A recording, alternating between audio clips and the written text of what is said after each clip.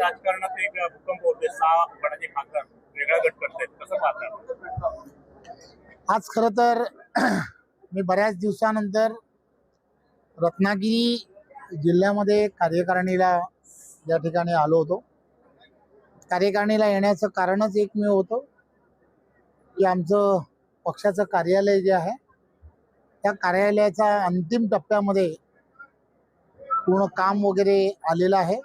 लवकरच त्याचं उद्घाटनाला देवेंद्रजी यांना बोलवायचं आहे. त्यामुळे ती पूर्व पाहणी त्यामध्ये करावी या दृष्टिकोनातून एक कार्यकारिणीलाही संबोधित करावं आणि रत्नागिरीसाठी एक वेगळा असा आनंदी असा दिवस आहे. दीपक पटवर्धनजी पूर्ण महाराष्ट्राचे फेडरेशनचे अध्यक्ष झाले की ज्यांनी गेली अनेक वर्ष भारतीय जनता पार्टीचा अध्यक्ष म्हणून त्या भागामध्ये काम केलं आणि आमच्या सर्वांमधील एक कार्यकर्ता आणि गेली वर्षानुवर्ष राजकीय दृष्ट्या अन्याय होत असलेला असा कार्यकर्ता माजी आमदार आदरणीय नातूसाहेब यांनाही सिंधुरत्न त्या उपाध्यक्ष पदी त्यांचीही निवड झाली. त्यामुळे हे दोघं जण आणि त्यामध्ये आपल्याला सर्वांचे आवडते आदरणीय प्रमोद जठारजी यांची सुद्धा या संपूर्ण भागामध्ये भारतीय जनता पार्टीच्या कार्यकर्त्यांच्या असणाऱ्या आणि या भागातील असणाऱ्या मतदारांच्या नागरिकांच्या असणाऱ्या अनंत ज्या अडचणी ज्या आहेत त्यांना विधानसभेपर्यंत आणि सरकारपर्यंत पोहोचवण्यासाठी कोणाचं तरी एकाचं प्रतिनिधित्व त्या भागामध्ये हवं होतं आणि म्हणून प्रमोद जठार की जे अनुभवी आहेत त्यांना या रत्नागिरी जिल्ह्यामध्ये यानंतरच्या काळामध्ये काम करण्यासाठी पार्टी म्हणून मी असेल देवेंद्रजी असेल पार्टीने सांगितलेलं आहे. त्यामुळे तेही अतिशय त्यांचाही प्रवास अतिशय चांगल्या पद्धतीने या ठिकाणी सुरू आहे. लवकरच SIR सुरू होणार आहे. त्यामुळे या भागामध्ये असणाऱ्या कार्यकर्त्यांनी त्यामध्ये विशेष लक्ष देऊन त्या याद्या आणि याद्यांवरती काम करावं या सूचना सुद्धा देणं हे अत्यंत गरजेचं होतं आणि म्हणून आज मी या ठिकाणी आलो. महाराष्ट्राच्या राजकारणामध्ये रोज नित्यनेम अशा घडामोडी होत असतात. रत्नागिरीमध्ये आपण पाहिलं असेल सहदेव पेटकरांसारखा एक चांगला कार्यकर्ता की जो अनेक वर्ष त्या भागांमध्ये काम करतोय तो असेल आणि चिपळूणमधले असणारे आजी माजी काही नगरसेवक यांनी सुद्धा आज पार्टीमध्ये त्यांच्या असंख्य कार्यकर्त्यांबरोबर प्रवेश केलेला आहे.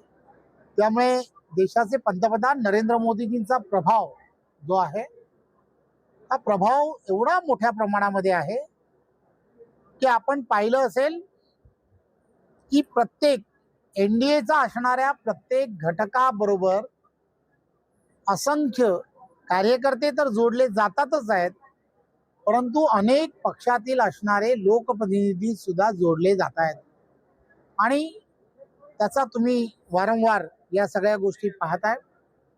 असाच शिवसेनेमधले असणारे काही खासदार हे सुद्धा मला सुद्धा मिळालेली आपल्यासारखीच माहिती आहे. त्यामुळे ते सुद्धा आदरणीय एकनाथराव शिंदेजी यांच्या नेतृत्वामध्ये त्यांच्याबरोबर जोडले जाणार आहेत. अशी काल रात्रीपासून चर्चा सुरू आहे. तुम्हाला जशी चर्चा कळली आहे तशी मला सुद्धा कळली आहे आणि त्यामुळे सर्व NDA मध्ये सामील होणारे जे नेते आहेत त्या सर्व नेत्यांचं आम्ही भारतीय जनता पार्टी म्हणून त्यांचं नक्कीच स्वागत करतो. एक गोष्ट लक्षात घेतली पाहिजे, जो विषय संपलाय त्या विषयाची चर्चा करणं योग्य नाही. टायगर ऑपरेशन टायगर शिवसेनेचं आहे ते एकनाथ शिंदे यांना मुख्यमंत्री होण्याच्या दृष्टीने पाऊल वाटते असं भाजप वाटतं किंवा भाजपला काय वाटतं? एक गोष्ट लक्षात घेतली पाहिजे, देशाचे पंतप्रधान नरेंद्र मोदीजी यांच्या नेतृत्वामध्ये संपूर्ण देशभरामध्ये दिल्लीचं असणारं पार्लमेंटरी बोर्ड जे आहे हे दिल्लीचं असणारं पार्लमेंटरी बोर्ड हे या संदर्भातलं निर्णय जे आहेत ते निर्णय घेत असतात.